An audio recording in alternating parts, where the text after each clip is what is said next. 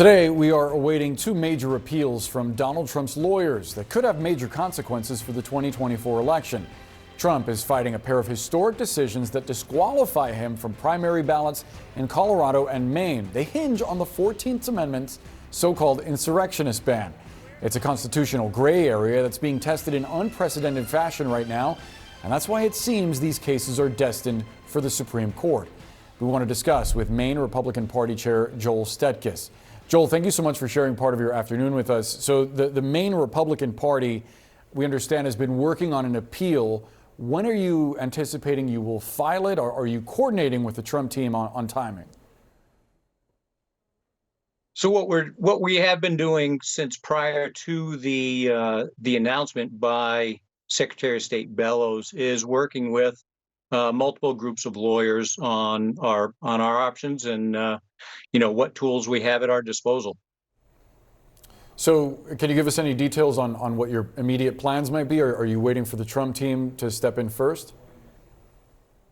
No, we're working with the Trump team and other attorneys as well, and putting together the plan at this point in time, and I'm sure we'll be making some sort of announcement fairly soon. Sure, look forward to that. So Joel, earlier we spoke with one of the people who filed to challenge Trump's eligibility in Maine, Tom Saviello. He's a fellow Republican who voted for Donald Trump twice. He argued that this group that he's with, of people that challenge the eligibility, are going about doing this through Maine's laws, that this is a legal process. I want you to listen to more of what he said. Maine has a law. We have to follow what our laws say on the book and on the books. And unless they want to, there's two ways you can do this. You can change the law, or you can change what's required by the state of Maine. When we complain, which we're allowed to do under our constitutional rights and under Maine state law, she had a hearing, which was very fair, of which, interestingly enough, they brought no witnesses in. They had very few pieces of information they came, and they objected to her participating after the hearing record was closed. I sometimes think they took us for granted. He's, of course, talking about the Secretary of State's decision to remove Donald Trump from the ballot. What is your response? Well, Boris, I think the simplest way we could put this really is, we've got an unelected bureaucrat who likes to pretend that she's a lawyer, and she's literally taking away the voters' choices in Maine. Here in Maine and across the country, regardless of, whether they like Donald Trump or not, Bellows is wrong on so many levels, and it's getting to the point of really being embarrassing. But if the state law, like the state constitution, makes it so that if someone has a complaint about a candidate, they take it up with the Secretary of State, who then is the arbiter, how could she be in the wrong for making a decision based on what was presented to her in that hearing?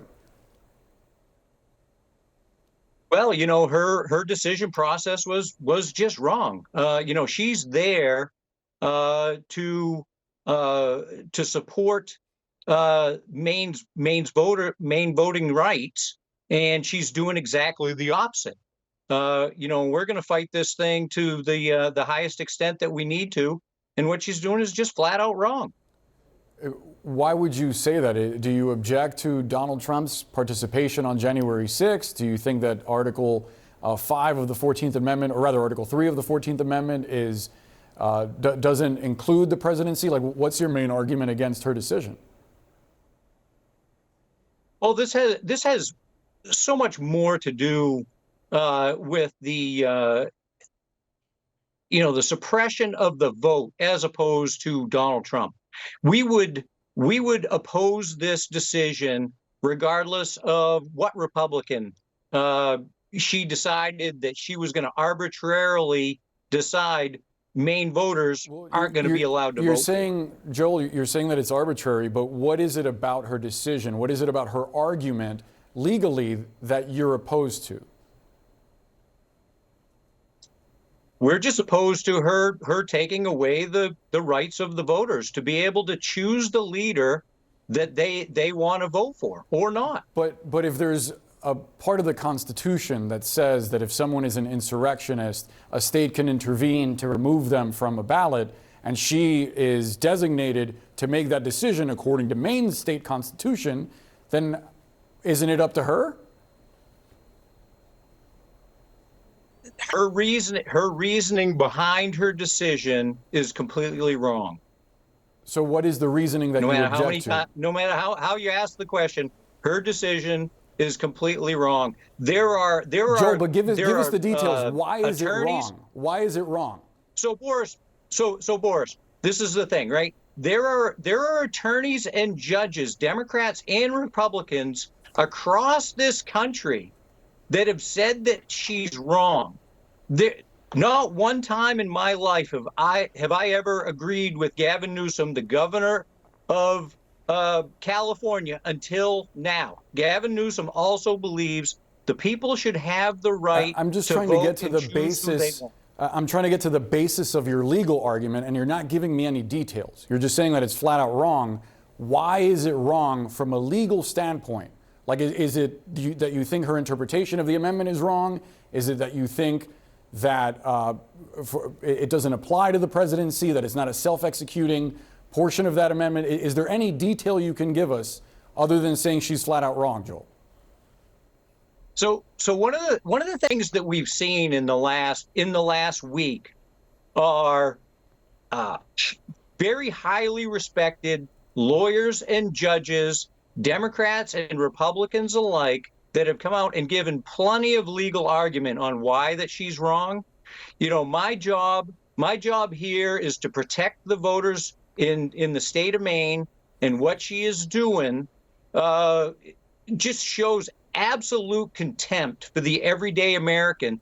They feel like we're not smart enough to think for themselves, that she needs to pull somebody off of the ballot because we're not smart enough to know whether we should vote for that person or not. And that's just flat out wrong.